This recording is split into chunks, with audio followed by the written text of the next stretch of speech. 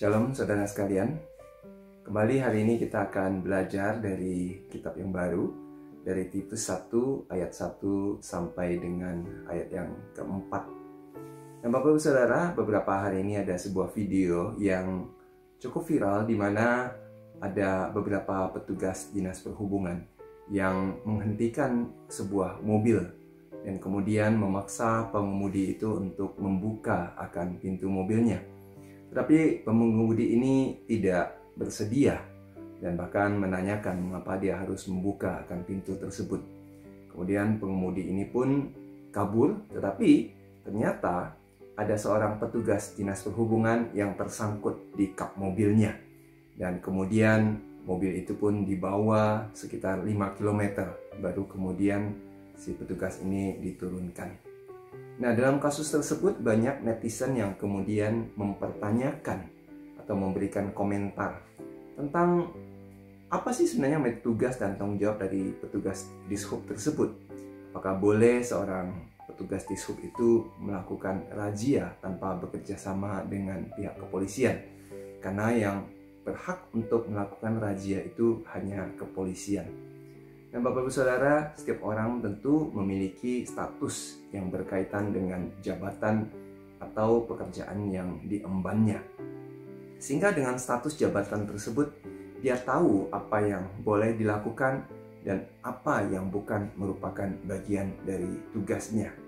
Nah, di bagian ini juga Paulus memulai suratnya kepada Titus dengan dia terlebih dahulu memperkenalkan status dirinya, yaitu sebagai hamba Allah dan juga Rasul Yesus Kristus.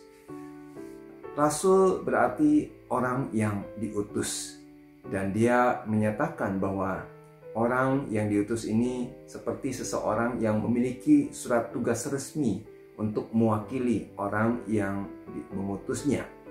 Kemudian Paulus juga menyatakan dirinya sebagai seorang hamba, di mana artinya dia harus patuh kepada perintah dari tuannya ini yang mengutus dia. Nah, dengan status tersebutlah Paulus juga menjabarkan akan tugas-tugas yang dia emban, yaitu yang pertama, dia itu menjalankan fungsi penggembalaan, yaitu memelihara akan iman orang-orang pilihan Allah. Kemudian tugas yang kedua itu berkaitan dengan tugas penggembalaan tadi, di mana dia itu harus memberi makanan rohani dan memelihara pengetahuan yang lengkap akan kebenaran kepada jemaat yang dipimpinnya. Dan yang ketiga adalah tugas yang juga sangat penting, yaitu memberitakan Injil.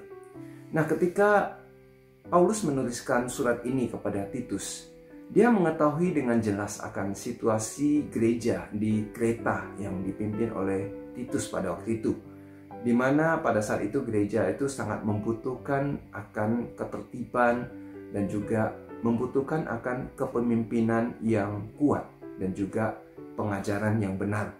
Maka itulah Paulus menggunakan kalimat-kalimat ini untuk mengingatkan akan rekannya Titus akan apa yang menjadi status dia sebagai seorang gembala dan juga apa yang merupakan tugas dan tanggung jawab yang harus diemban oleh Titus sebagai seorang gembala bagi jemaat di Kreta tersebut. Dalam status kita sebagai orang percaya, kita juga menjadi tahu akan maksud Allah bagi kita, yaitu bahwa setiap kita itu juga perlu bertumbuh di dalam iman dan pengetahuan akan kebenaran.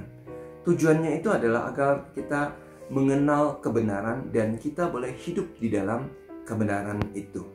Nah, kiranya ini juga mengingatkan kita bahwa kita pun memiliki tugas untuk saling mendorong sesama kita untuk terus bertumbuh menuju kedewasaan iman melalui pengetahuan akan kebenaran itu.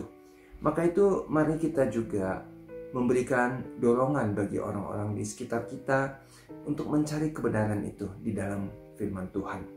Selain itu, sebagai orang percaya, kita juga diberikan tugas untuk memberitakan Injil bagi orang-orang yang belum mengenal Tuhan.